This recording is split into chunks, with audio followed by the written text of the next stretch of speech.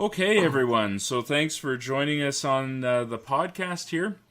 We have a great guest on today, Dr. Stephen Kent. Dr. Kent is at the University of Alberta in the Department of Sociology. And so, Dr. Kent, your specialty is on new religious movements. Is that and sociology of religion? Is that right? That's true, yes. Okay. So I guess maybe one of the things I often ask guests that on the show is how did you get into this? Like, how did you find your interest in working on sociology of religion? The best answer is to look at the biography of my generation. Okay. I was born in 1951, so I hit university in 1969 in the United States. Okay. And in 1970, the campuses blew up with Kent State invasion reactions. Okay. And so my particular campus was gassed, and we had police presence and so on. So that was 1970. By the time I graduated in 1973, that political protest more or less had disappeared. And I hate to say in its place, but what had become dominant on campus was gurus and swamis and enlightened masters and teachers and spiritualists and so on. Okay. So there was a real shock between the loss of the political protest and the emergence and pervasiveness of religious claimants. Huh. I didn't understand what had happened. I did not understand how my generation moved from political protest to religious chanting, religious practicing. So I, experimented around and went to this group and that group just out of curiosity. Okay. Was out of graduate school for 2 years and just remained curious. I had an opportunity to return to graduate school, and I returned to graduate in 73, returned to graduate school in 1975, and stumbled literally into a program on Hinduism. Okay, yeah. And got a degree and master's in history, religions, Hinduism with a minor in Gnosticism. Oh, wow, okay. Which is Christian heresy. And in that time, and then after I moved to Hamilton to a master, and had to do a second MA. And somewhere in the process, I started looking at sociology interpretations. Okay. And found that there had been, in fact, people who had written about that transformation from what I then called radical politics to mystical religion. Okay. It reflected the frustration of my generation, the sense that many had that political protest had failed, but we then could turn to God to reach the same kinds of peace and social equalities that we had failed to achieve politically. Interesting. Okay. Do you see, just out of curiosity, I mean, so there's been sort of a resurgence in different areas of religion over the last little while. Is that something that's sort of coming back around again? Like, is that in the modern... Like, have you found that at all? Because I know there's a lot of, especially in, so on the topic of psychedelics and that sort of thing, psychedelics and spirituality, from what I've seen anyway, seem to be making a real comeback in a way that hasn't been there in a while. At least that wasn't as prevalent. Is that true, or? I'll tell you the area that I've seen it very strongly, and this is pretty interesting. By the time the 1970s got roaring into the 1980s, a lot of people my age and at the time in their young 20s were joining all kinds of unusual, in many ways peculiar groups at the great vexation and chagrin to their parents. Parents did not know what was going on. And some of the groups that people got involved in were doing dangerous things, in some cases life-threatening things. Okay. There were people who suffered greatly in that period, and some who died. Consequently, the parents, out of desperation, turned to what initially was called deprogramming. So people who were not professionals, but who claimed to have expertise at talking people out of illogical, controversial groups, would, in various degrees, grab a person, get a hold of a person, remove a person from the group, and isolate them for a period of time, varied from a couple days to much longer, and So, try to get them to renounce their belief systems. so like against their will, you mean? Like physically Happens yank them up? sometimes. Okay, yeah. There's a whole range of things. Some people voluntarily spoke to deprogrammers. Others literally got kidnapped. Okay. Now what you see is the parallel phenomenon happening in large degree within Muslim communities. To some degree, still in the Western, largely Caucasian and African background communities, but you see young people, especially young Muslims, renouncing, you might say, normal society and joining extremist groups. And in these cases, the groups they're joining really are extremist. Right. Many losing their lives, and now you have governments around the world initiating different kinds of deprogramming programs. So we've gone full cycle on some of these issues. Psychedelics has come up, of course, because there's a growing push in many democratic societies for liberalization about marijuana laws. Right. Yeah. Okay. And as people become clear about possible medical benefits, it's allowed people to go back and revisit some of the early research that was done on psychedelics, both medically but also in terms of creativity. Right. So these are interesting times now. Some of us look at what's going on now and have flashbacks, I hate to say, back to the 1970s. Okay. It's interesting how it comes in fashion. It's like fashion, right? Fashion comes back every 20 or 30 years or whatever. It's crazy. Working on the college campus there, I see people, it looks like they just walked out of the 80s sometimes. Well, I don't know how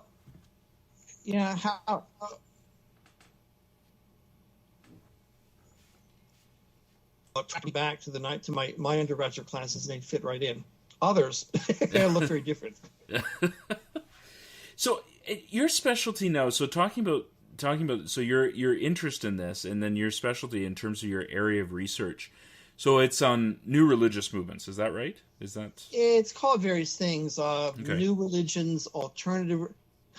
New religions is a term often that's applied to groups that have appeared in the West after the Second World War. Okay, yeah. Alternative religions is a bit broader. That term would include older groups like Mennonites, Hutterites, Amish, and so on. Right. So they go back and forth.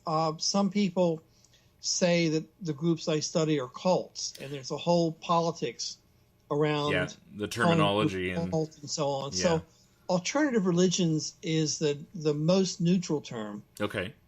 And it doesn't have necessarily the time limitation that new religions has, but either one and either term and probably some others are more or less accurate. Okay, so walk us through then. So what is that? What does it mean to be a new religion or alternative religion? Like what does that mean? Every society has its dominant religions. These are religions that are, in some cases in Europe, recognized by the government. In this country, there are groups that have played long historic roles in the country. Probably in Canada, the gatekeeper religions would be Catholicism, Anglicanism, and the United Church. The new religions often form around, well, there's a couple ways they can form. Sometimes there's a schism in a more mainstream group. There's a fight over something. Right. Okay. Fight over money, fight over message, fight over preachers or any. I had a friend who was in the Netherlands Reformed tradition, and they say that there's a common joke. They say they form a new religion every Thursday because, over something about, I tie my shoelaces this way and you tie your shoelaces that way. We should come back that group in a few minutes. That's an important group to discuss in this country. So schism's one way. Second way is a religious group can implode. Or a group, like even a psychological group can implode. A group that says, well, psychological therapy 1 hour a week is good, so 2 hours a week is twice as good. 4 hours a week is 4 times as good, so let's all just move in together and do therapy all the time. Mm. So you get some groups that collapse. They set up their own alternative systems, their own belief systems, their own values, and so on. Okay. Another way, though, that and there's always social reaction, like in the things going on in society, people feel frustrated. In Western society, they'll try politics. They think it doesn't work. They'll turn to religion. Different scenarios in different cultures. Sure. The interesting way is for a person with a personality disorder. And there's a few that are fairly common with new religions. A personality disorder comes forward and says, I am in touch with God. In many cases, I am God. Right. Yeah. The person has a certainty, a clarity, Yeah. a vision, a march forward that just attracts people. People confuse that unflinching clarity of vision with religion as opposed to a personality disorder. Okay. So is it almost like they're charismatic to begin with, and then there's this develops, or is it kind of hand in hand together? The charismatic piece develops with the personality disorder. Well, charisma is a two-way street. Okay. It's a person who makes dramatic claims that he or she's in touch with the divine. But then there has to be a group of followers who accept it. Right. Yeah. And so, we have a number of cases of people who have just out and out mental illness, and they claim they're Jesus or something. Right. And they wind up being institutionalized. Mm-hmm. I know of other cases, however, where people claim to be Jesus, and they wind up with a following. So if they hit a group of people, a culture, a segment of the population at the right moments, where there are seekers, where people are looking for answers. They're not satisfied with their lives, and they run into one of these people. Yeah. Then off you go on a new religion. So it's just a question of timing, then, basically. I think often it is. Yeah. Okay, that's interesting. Yeah, the difference between it's just timing. The difference between somebody who'd be institutionalized and start a new group and have followers to it. Yeah. And who you run into, it's also coincidence for a person who joins. You get a lot of people who have issues, have problems. Mm-hmm. They have to define those issues as religious, right? And then they have to say, "And I'm going to try to address them now," as opposed to, "I got religious issues. I'm going to graduate university." Right. First. Okay. So do it now, and then they happen to run into a group that's looking for members. Oh, okay. Yeah. So the two have to accidentally come together at the donut shop, at the dance, at the party, at the conversation, and then one has to increase the social interactions with the group members as they cut off interactions with family and friends. Right. Okay. And then finally they make the big choice. I am a new member. Then they often get a new name. Yeah. Their contact with family is often limited, if not existent. Okay. And off they go. To what extent would you say, I mean, from a sociological perspective, more than a theological perspective, like, would you say that's, I mean, I guess maybe not necessarily the personality disorder, but is that sort of, would it be fair to say that's almost how all religious groups start, or is it particular types of religious groups that's how they would start? I mean, for somebody like the Anglicans or United or whatever, I mean, that's more just that's a schism, like you were saying, in terms of separating over a particular issue, but an actual whole new religion coming from the ground up. Like, there's all sorts of theories out there about how that happened, but I don't know. Does anybody do research? And I guess it'd be tough to do that historically, but I mean. Well, we've got some indicators with some religions. The history of the life of the Buddha, for example, talks about the Buddha trying different ascetic faiths in his period. The last one he tried almost certainly was Jainism. Okay, yeah. It's really strict kind of meditational practices, which he then renounced as being too strict. Islam was interacting with Judaism and Christianity at the time, and for a while, in its initial period in Islam, people prayed toward Jerusalem, not Mecca. And Christianity clearly is a schism off from Judaism. Yeah. So, and Mormonism is a development off of Christianity. Okay. Yeah. So, what is the new religious scene like, or the alternative religious scene like in Canada? Like, in the States, there's sort of there's a perspective. There's different compounds all across the country. Obviously David Koresh and that crew. Is there anything like that in Canada, or at least, or to the same extent? Or I mean, because you don't hear that very often in a Canadian context about compounds developing. Does that exist in Canada? Or Well, it is true that in comparison to the population baby boom bubble in the 1970s, we don't hear nearly as much about young people joining groups as we did in the past. So what we see probably is a demographic and age shift in people involved in groups. So now, for example, you've got groups that started in the 60s or early 70s who have members who are in their late 60s and early 70s. Right. They have no health care. They have no health care, little savings. A lot of these groups were apocalyptic. Right. That is to say the world was going to end. Yeah. So they didn't plan. And in some degrees, in some of these groups are probably going to hit up their children, many of whom left the groups their parents joined. Right. And through often great struggle and hardship, clawed their way into some kind of decent living. Now, some of these kids are afraid their parents are going to come back and knocking on the door saying, take care of us. I know one group where this phenomenon's happened, and the kids are furious. Oh. Furious. Yeah. You neglected us. You put us through all this nonsense. Yeah. You let us be hurt and abused, and now you want us to support you? Oh, yeah. So there's some real bad issues coming up in groups right now. And that's global. That's global. Okay. Yeah, I was going to say, is that, yeah. So they still exist, these groups, and Canada has its share, I take it then. And I'm surprised every now and then when I hear that a group that I thought had died out in a particular city still is a pocket of believers. Okay. These are people who've lasted for a long time. One group that's very active in Edmonton seems to have hundreds of people, and they're not the they are the baby boomers. They're no longer the 20-year-olds. Right. They're the old hippies, the people who expected to grow up in the age of Aquarius.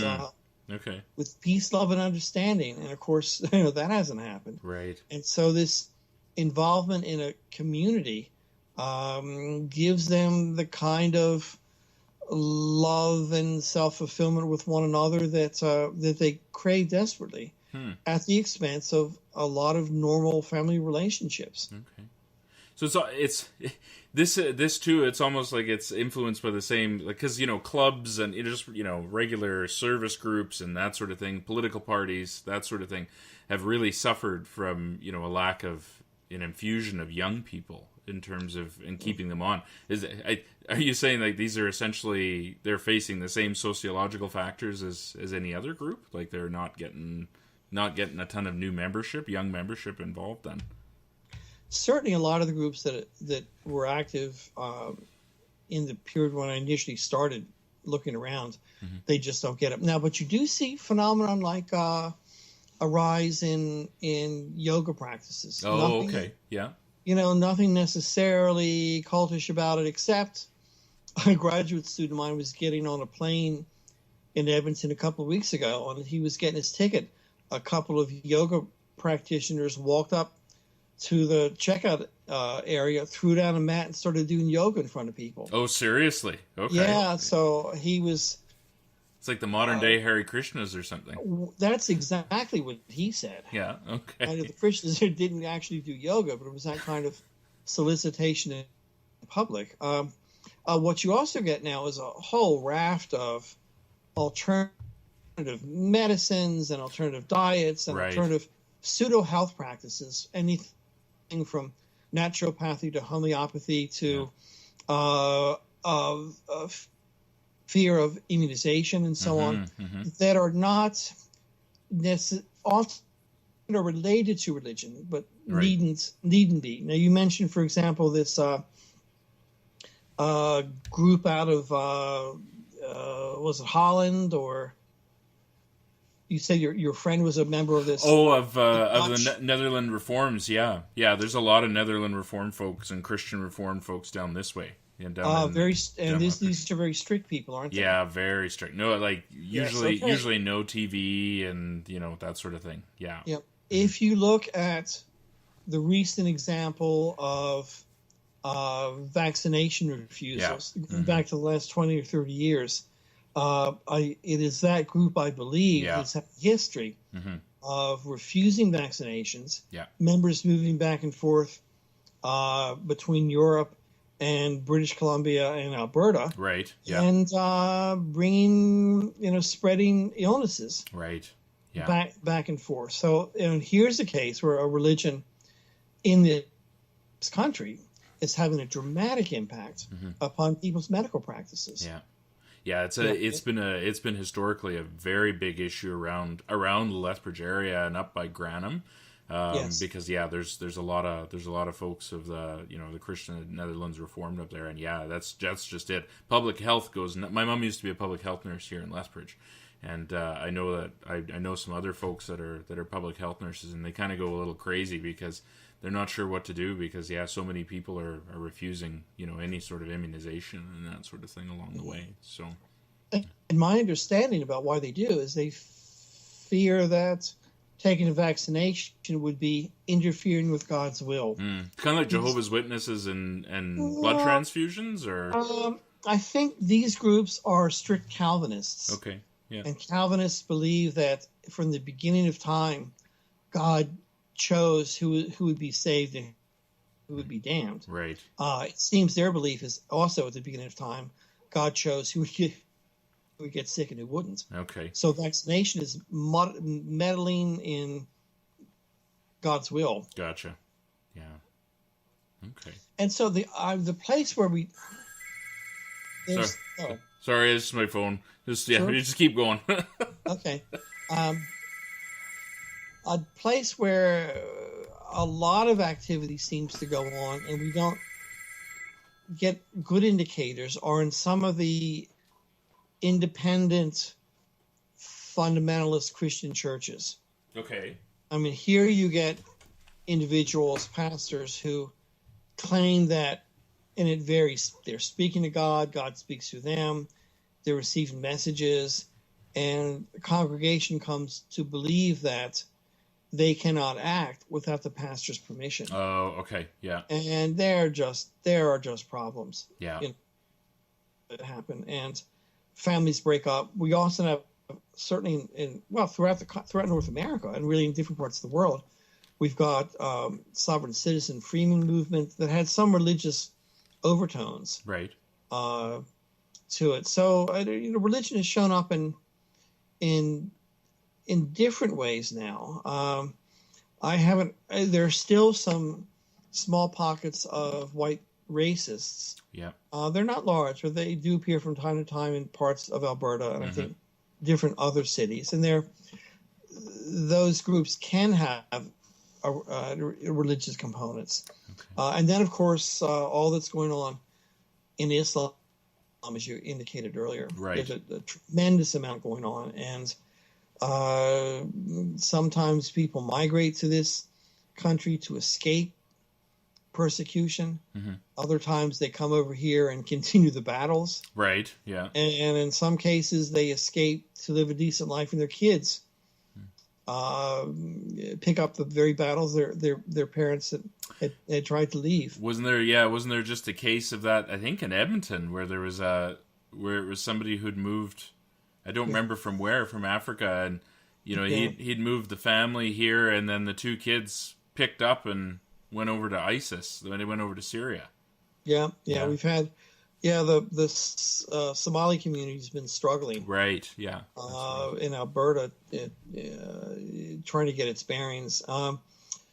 And so these are complicated times now, and I don't know, to look at a crystal ball, I'm not sure what's going to happen. I mean, some people talk about a clash of civilizations. Mm-hmm. It's a perspective that isn't true for most people, but is very true for some people. Right. Yeah. And the war often gets played out in educational institutions, especially overseas, especially schools for girls. And it's coming to pass now that there might be more attention paid to private schools in this country, private religious schools in this country. Right, because like in Lethbridge here, we have a number of like from that Netherlands Reformed community, right? The Christian, in different schools in town. Yeah. So if you want people to integrate into a society, allowing them to attend religious schools that isolate socially, religiously, and probably politically may not be the best idea. And yet we have religious freedom in this country. Right. Yeah. So there are going to be some issues about religious schools that as we try to figure out how to encourage people who come into the country to more or less integrate, become Canadian. Yeah. Well, have you done any work on other groups like Scientology or the LDS Church or anything like that? Yes, on both counts, except the work with LDS Church is more on the fundamentalists. Right, yeah. Rather than, because, well, I mean, Lethbridge has a lot of LDS people here, but I know that there's actually, there was one or two actually places in town that were fundamentalist LDS, and, periodically I'd look in the newspaper, you check the obituary, and once in a while you'll find somebody, not so much lately I don't think, but in the past, so-and-so has passed away and is survived by his wife so-and-so and so-and-so and so-and-so and so-and-so. And there's 4 or 5 wives, in town here. And you're kind of, oh my, that's interesting. You didn't know that you had too many polygamists in Lethbridge. But it's true, we did. We probably still do have a few. But yeah, I mean, the famous ones are in BC, that's right? Like Preston, Yeah. So... it's there's a big BC Supreme Court case on polygamy a couple of years ago, and the court ruling was twofold. Yes, the criminal law restriction in Canada against polygamy is a restriction on people's religious rights. Right. It is second. It is a restriction, however, that is justified given the harm that polygamy can cause. Okay. So it has remained in the criminal code. There's trouble with the old way it was worded. It said something to the effect that anybody who practiced polygamy was subject to criminal offense. Right. And people pointed out, well, you've got 15-year-old girls who are forced to marry, and nobody wants to see them charged. Yeah. So there's been an attempt now to reword the statute and also clarify issues involving, for example, arranged marriages, honor killings, and so on. Right. Yeah. And there's a slow train crash happening with arranged marriages because it's such a common practice. Yeah. I talk to a number of students, and whenever I can, I just ask them, what their lives are like socially. And some people who, in every visible and verbal sense, are Canadian, have never dated and know for certain they're going to be in an arranged marriage and are just resigned to it. Okay. There are magazines and different ethnic grocery stores and so on that have long advertisements in the back. And I know some disaster stories that have happened with students and former students that have felt they've gotten trapped. Okay, yeah. Well, I actually went to junior high school with somebody that was set to be in an arranged marriage with somebody in Saudi Arabia. Actually, I don't know if it ever happened because she ended up going to a different high school than I did. But yeah, I mean it was interesting to hear her talk about it too because I think she was kind of on the fence at the time, and like I said, I don't know if it ever happened, but yeah, I mean the concept to us today is surprising, but I mean we had arranged marriages fairly commonly, 100, 200 years ago in Western society. So yeah, it's interesting. I'm curious. I was going to ask you about the honor killings, because I mean there were some pretty high profile cases in the last couple of years. Are those on the rise? And are they coming out of one particular community, or is it a variety of different communities? Or they're on the rise. I don't know. There's a couple of factors that would play into the honor killings. Mm-hmm. First, they do not occur only in one community. Okay. Second, they do not occur only in one religious community. That is to say, there are honor killings in different countries and different religions throughout the Mideast, especially India, Pakistan, Bangladesh, and so on. Okay. And so just to clarify, an honor killing is like that's when a family arranges. It's what? Sorry. It's when a family believes. An honor killing is when a family believes that someone in the family network, usually a woman, has done something to bring dishonor to the family name. Okay, yeah. Often the issues about dishonor are involving lovers, not going along with arranged marriages, choosing one, dating outside of family permission, dating outside of one's religious caste. And then it gets really nasty that sometimes people can be married and a wife may not get along with the family. Oh. So the family, there's a lot of incidents in India, for example, of kitchen fires. Oh, okay. Yeah. That and may not necessarily be accidental, is what you're saying? They're not accidental at all. So honor killings cover a wide range. I would like to say they're more numerous, but one of the problems globally now is there's a glut of men. Okay.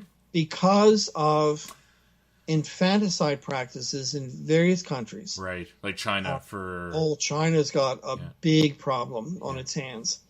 The one-child policy in a culture that for family veneration and religious reasons honored males. Right. Countless millions of girls were either aborted as fetuses or left to die. Right. Sometimes in dumpsters, sometimes just out in the woods. China is probably going to have a huge increase in its army, and its police force, because it has to do something with these men. Okay. Men with no possibility of marriage, of no possibility with a future with a wife, as is the case in say Palestine. It's a recipe for disaster. Yeah. For militancy, for violence, for crime, and on and on. So they're worried that that'll cause actually hyper-aggression in males. Absolutely. Yeah. It was one of the arguments used in British Columbia against polygamy. Okay. These polygamous groups, there's pressure in them to, let's say there's one girl who's moving up in age, 13, 14, 15, and there's 3 or 4 dominant men in the community, right? Each of whom wants to increase his or her status and wife numbers, and every man knows that all the other men are watching. Right. Pressure, therefore, is to move early, is to get the girl as young as possible. Hence, you get these marriages of girls who are 15. Yeah.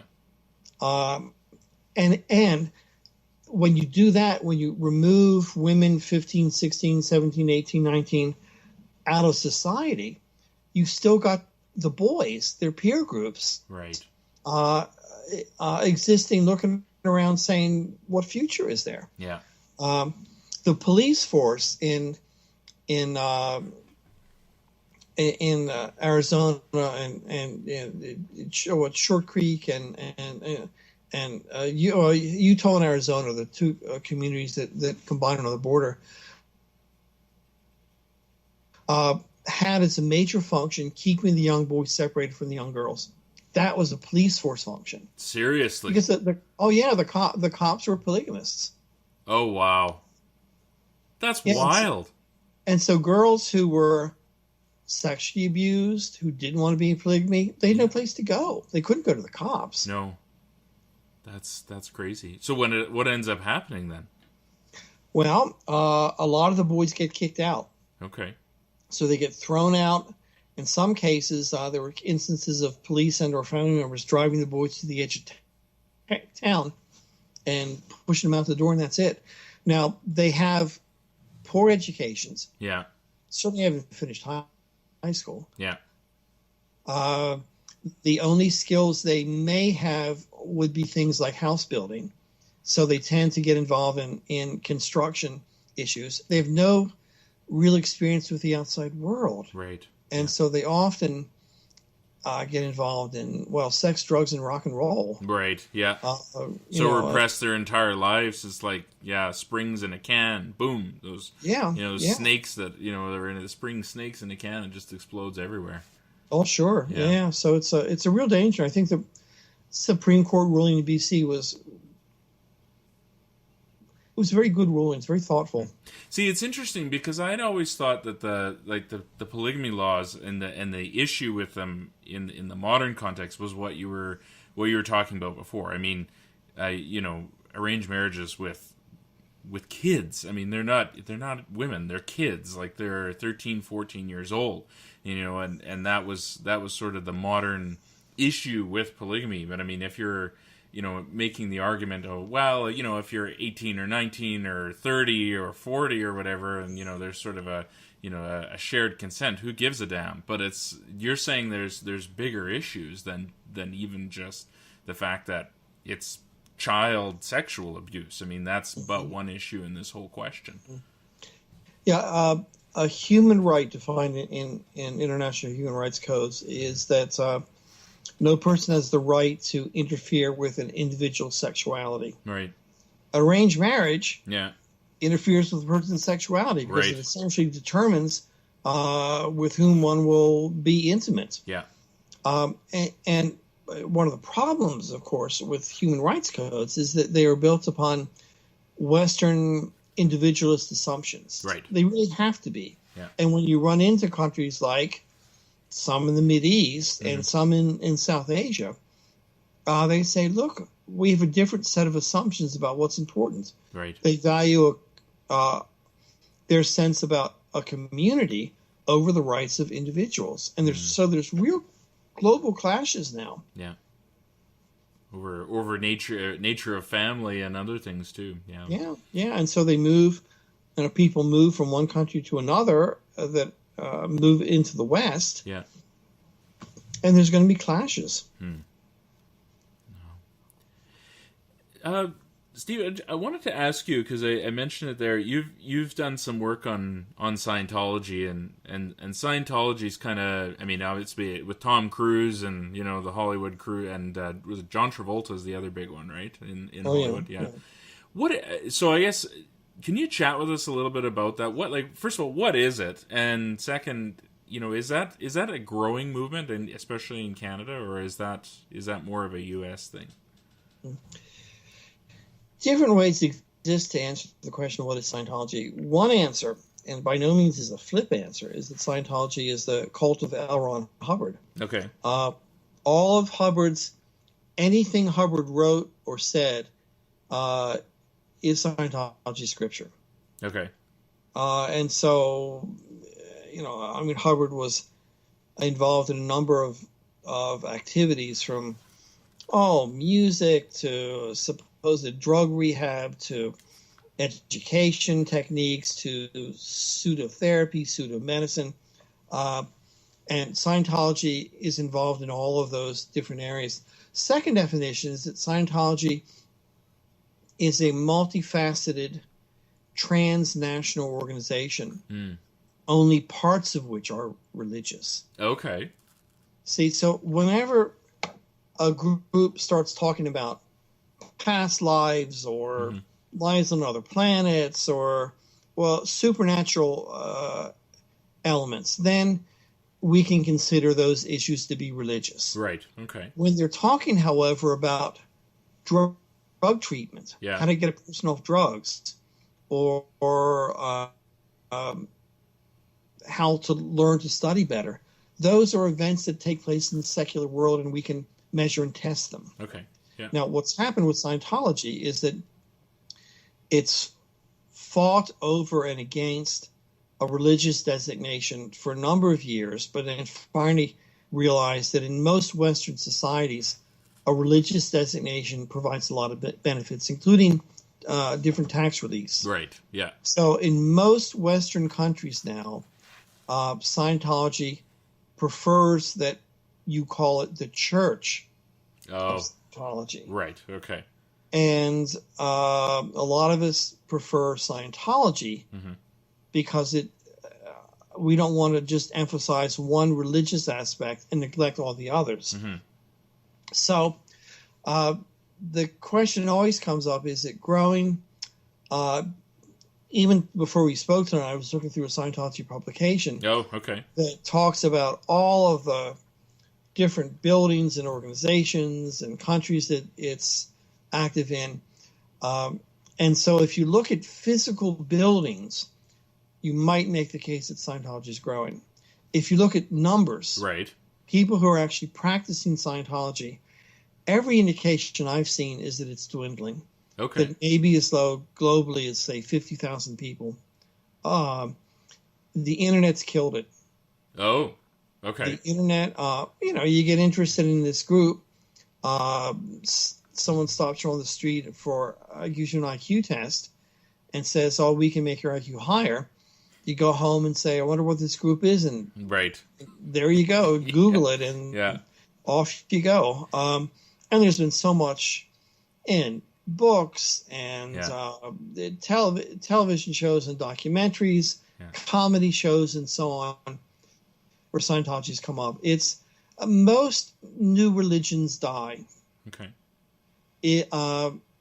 Sometimes the death of a new religion takes a couple of centuries.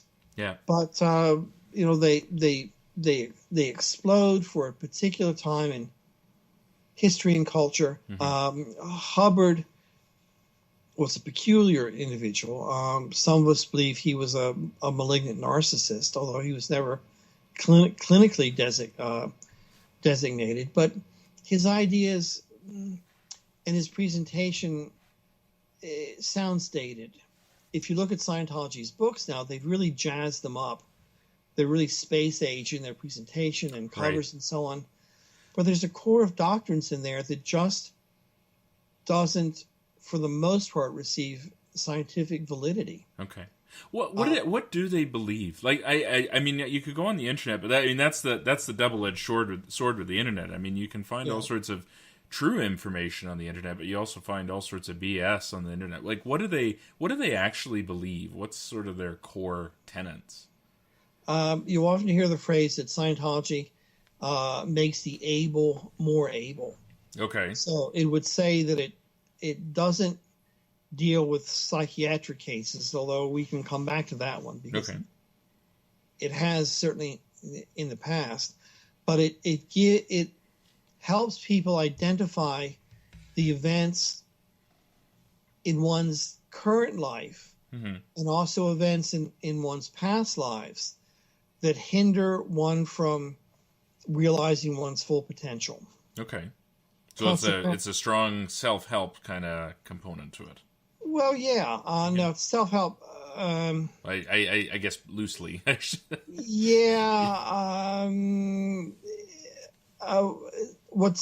the attraction of Scientology for a lot of people initially, when one is going through a process called auditing, right? And often one is holding on to cans that are part of what's called an e-meter. Okay. That registers. It registers changes in the ability of the skin to conduct electricity, but Scientology gives a meaning to that reading. The the attraction is that Scientology will get a person and say, go to an incident that has bothered you. Person says it, and then the auditor is trained not to judge. The auditor will never say, that's crazy. Right. Did what? They'll say, thank you. Go back to an earlier related incident. Thank you. Go back to an earlier related incident. And what happens with people who engage in the process is that they self-identify. They self-identify things that have bothered them. Okay, yeah. And sooner or later, everyone has hit something. And then the auditor keeps asking questions and finally says something to the effect along the lines of, according to the E-meter, the negative effects of that incident are gone. Because now you've got this pseudoscientific gauge that tells you this thing that has been bothering you for such a long time no longer has an effect over you. And the emotional release people feel can be extraordinary. And I talked to one guy who he had not cried when his grandfather died a year and a half earlier. Yeah. And of course, in his first auditing session, when he went back to an earlier related incident, pretty soon he was at his grandfather's death, he's crying his eyes out. At that point, the Scientology says, if you think that was good, wait till you see what's coming down the road. Nice. Okay. And so a lot of people say, I'm signed up. And then, of course, it gets different down the road because a lot of the courses start channeling individuals into Scientology's way of thinking and believing and acting. Okay. So one slowly, see, as I understand the process with a lot of these groups, we need to remember our negative experiences, things that we have done, things that have been done to us, and things we've seen done to other people in order to help us formulate our sense of morality, our sense of appropriateness, and so on. What these groups systematically do in various ways is take away the meaning for those events. And in the process, as they remove the importance of events we use to formulate our morality, they give us their own morality. Oh, I see. They give us their own doctrine. So okay. I am born again. Jesus has taken my sins away from me. Yeah. And I'm an empty slate. Well, here's what you have to believe now. Yeah. And people have stuff. And a lot of people have a lot of stuff that is very painful. And so these groups, in various ways, claim to help people purge them. I've had a lot of phone calls recently about business practice companies that say they're personal development. Right. And, government, in some cases, governments pay for members of staff to go take these training programs. And often what they get people to do is identify painful events in their lives that arguably are coloring the way they see the world. Right. So they identify to get rid of that lens through which they view it, but they're given a new lens by this particular program. It's very common. And it's interesting because, if that's what you're saying actually about the Scientology, there's a whole... I got really interested here actually, in the last couple of years on, and I mentioned it before, sort of the spiritual side of psychedelics, but also the therapeutic side, like ayahuasca, and psilocybin and that sort of thing. And there's it sounds almost like there's a similar claim, from sort of these neo-shamanic kind of groups that have popped up, in terms of dealing with addictions and that sort of thing, especially where, if you use come in with an intention for healing with a particular psychedelic substance, that things like ayahuasca, they can be exceptionally healing of painful events in the past. So it's interesting that the mechanism is a little bit different, but it seems that the root cause is the same. It's that those painful incidents, worried that they're holding you back and keeping you from being, the whole person that you can be, and that, and going after addictions in that way with things like with ayahuasca and ibogaine and that sort of thing. I know earlier on, there were some experiments in Timothy Lear's era. I'm not sure he actually did them, but experiments on LSD and addictions and so on. But you got to be really careful when you start playing with people's heads, people's minds. Things go wrong, and a lot of people have a lot of stuff, and most of us aren't trained to help people work through their stuff. Right. Yeah. And certainly large group settings, or even small group settings with untrained people, is not the way to go. Yeah. Well, and actually one of my favorite authors there, I mean, he's a big advocate of using ayahuasca to for various reasons, for as he calls it, consciousness exploration, but also for therapeutic uses. I mean, because you can buy ayahuasca on the internet, pharmahuasca or whatever it is they call it, and he says don't do it. If you really want to have an experience, make sure you're dealing with somebody who is actually trained in how to properly use the substance. And better yet, there's clinics in the Amazon, for instance, run by physicians, but they also keep psychotherapists on staff. So that when you go down there and you're having your trips on your ayahuasca, there's both psychotherapy, healers, but also, people who have, are certified in Western medicine and psychotherapy and that sort of thing there to actually help, and the success rate, in those sorts of cases is really high according to some of the literature, in terms of dealing with addictions and that sort of thing. But I mean, in cases where people, they're playing on their own, or they're, when they've got, somebody who, just sort of dreamed up one day that they were a shaman and, started administering ayahuasca to people. I mean, you've had like sacrifices of babies and all sorts of crap going on down in South America as a result. So, it's that care and making sure you know what's going on with it. So I'm a big advocate in staying with medicine that's been tested, or techniques that are tested. Look at these poor Native Canadian children who have died, who were taking treatment. Oh yeah, from that guy in Florida. Yeah. So come on. Yeah.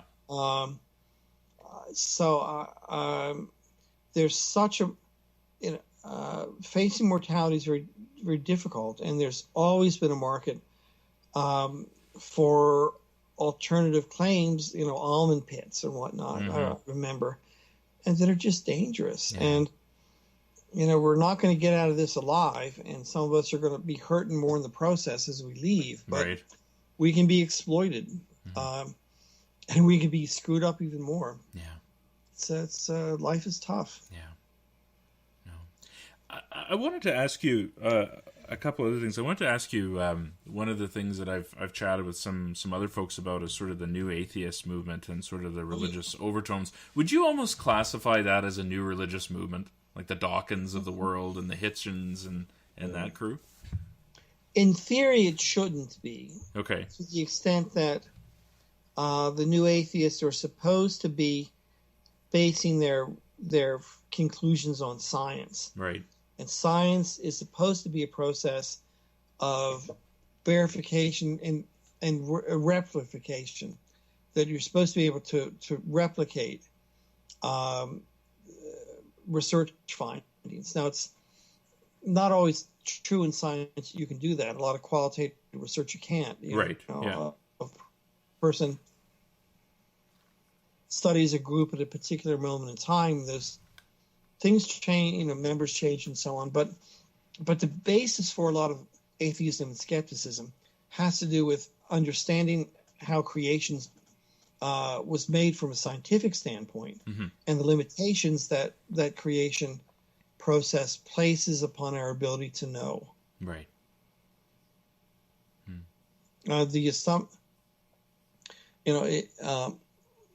Scientists who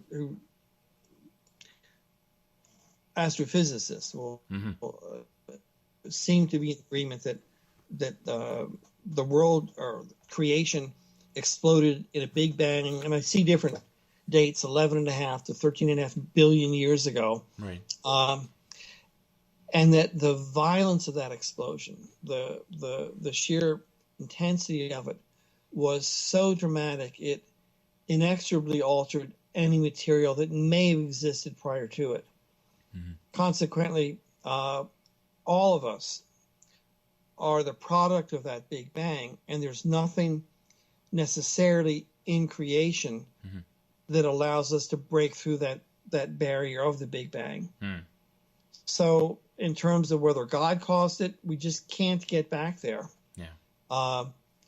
And to assume that God then interferes in practice certainly goes against laws of physics. Now, the trouble with social science, society is more complicated. The laws of physics are fairly clear. What goes on in society and people's lives doesn't appear to follow those kind of physics laws. Right. Certainly constrained by logical laws and social forces. But so what you get is people who are absolutely sure, convinced that God speaks to them, that they march along a religious path that is clear and their faith is unflinching. And yet, we know from social psychology the certainty with which a person believes something is no necessary indication of its accuracy or truth. Right. Yeah. In other words, we can intensely believe something that isn't true. Yeah. And so these religious people who are no doubt at all in their faith have no ability to get outside the Big Bang any more than the rest of us. Right. Yeah. Now, the debate that's going to go on now is the extent to which secularism and new atheism and so on should play an increasing role in the dialogues against fundamentalism. Okay. The new atheism and secularism and so on seems to be growing in the West. The figures are that it's growing both in this country and even the United States. Certainly, it's a major force throughout much of Europe. Yeah. And some say as long as you have people who believe in the possibility of heaven, you're still going to get individuals who think that their sacrifice for their God will lead them to heavenly benefits in an afterlife. Right. So again, there's another set of real clashes that are developing between people of different faiths and the secularists who say, show me where heaven is. Yeah. Well, and I think, speaking from the other side, other, people who aren't necessarily, what you could call super fundamentalists, but are not necessarily buying what the new atheists have to say, is that what you were saying before, you can't break out of the Big Bang, and you can't, you can believe in something that isn't necessarily true. Sort of the argument on the other side of that is, well, there are certain physical things you can demonstrate till the cows come home, but that doesn't necessarily answer the, sort of the more metaphysical questions, and increasing. What's that, sir? Why are we here? Do I have a role? Yeah, but even more, okay, so you can explain this, but does that mean you can explain everything? Like, you can explain this physical process, but does that necessarily mean that there's all there is? And I've seen, certainly in a lot of writing, from people, both who started off as what they would classify as atheists, and then quote unquote converted, not necessarily to to Christianity or something like that, but even just sort of a nondescript Gnostic or nondescript shaman, basically said, look, you haven't convinced me, and so shouting that there is no God and there's no spirit in the world, isn't enough to convince me. Like I said, you can demonstrate those physical processes till the cows come home. That doesn't necessarily mean that they're all that is. That's all there is in the world, and so there's a bit of a war brewing on that front too. It's Years ago, I was on a committee, I guess it's an MA committee, where the person was looking at SIDS, sudden infant death syndrome. Right, And she yeah. came to me with a dilemma. She said, "Can you explain this to me? Mm-hmm. I've got some parents whose children die inexplicably like this, Mm-hmm. and they turn against religion. They turn against God. They hate it. Mm-hmm. Others become more religious. Right, yeah. And the best explanation is that religion, for many people, can provide meaning in otherwise meaningless situations. Mm-hmm. And so what sometimes religions do, some of these new religions, is put people into meaningless situations and then give them meaning. Or get them chanting for Right. 45 minutes or an hour or Yeah, something. yeah. So, if it gets you through the day and gets you through the night and allows you to be a decent person, it's your life. You want to believe, you don't want to believe. Yeah, whatever. Just don't throw your trash on my yard. Right, yeah, yeah. Keep the stereo turned down. Yeah. Help me dig out when I get stuck in my car. Yeah. I don't care. Yeah. Pray on Friday. Don't pray on Saturday. Pray on Saturday. Yeah. And that's a rule for toleration. Let people choose. Okay. Start imposing it on somebody. Yeah. That's a problem. Yeah. Now, I'd love to talk. My voice is giving out. And I should probably anyway. So. Okay. Well, but thanks for joining us today. I appreciate it. Yeah, I was going to ask you one more thing about the Jedi thing, but maybe we'll save that for another time. So I'll answer it quickly. Okay. There's a long history of science fiction merging into religion. Right. Scientology is a good example of it. Okay. And from time to time, we see religions that have come out of science fiction, in part because the science fiction is so believable. There's so many things in it that we think are likely to come true. That right. A person's just been a visionary. Yeah. And so, there aren't going to be many Jedis, but some people have externalized their own lives and identified with this process. Mm-hmm. And what you see in religion is that people believe and worship and practice a remarkable range of things. Yeah. And in this case, they've bought into very polished, very professional visions of hope, really. Mm-hmm. Yeah. And again, if it helps them be better people and alleviate some of the suffering of the world, then Godspeed to you. Yeah. No, it's better. Well, it's interesting. It's funny you mentioned about the science fiction thing, because actually there's a instructor at the college here who he says he can't find the article. Actually, I was going to ask you about this to see if you might know, but he said that apparently there was an article published a few years ago where somebody had found an early 19th century sci-fi novel or magazine or something like that, and they had found a page of it and transposed it right next to a page in the Book of Mormon, and apparently it was lifted basically right off the science fiction book. I don't know if you've heard anything about that, but there's an article in Journal of Popular Culture a number of years ago called Battlestar Galactica in Mormon Theology. Okay. It turned out that a lot of the writers, producers, directors of the initial Battlestar Galactica program were Mormon. Okay, yeah. And so the parallels between Adama and his Council of 12 in Battlestar Galactica, very clear parallels to Mormonism. Okay, yeah. So maybe he's thinking about that article. Maybe, yeah. Maybe that could have been it. Yeah, no. Well, it's interesting. Well, look, it's a pleasure to talk to you. Say hello to people we know in common. Yeah, no, for sure. And thank you again very much for being on. And maybe down the road we can chat a little bit more. So yeah, feel free to get in touch. Sounds good.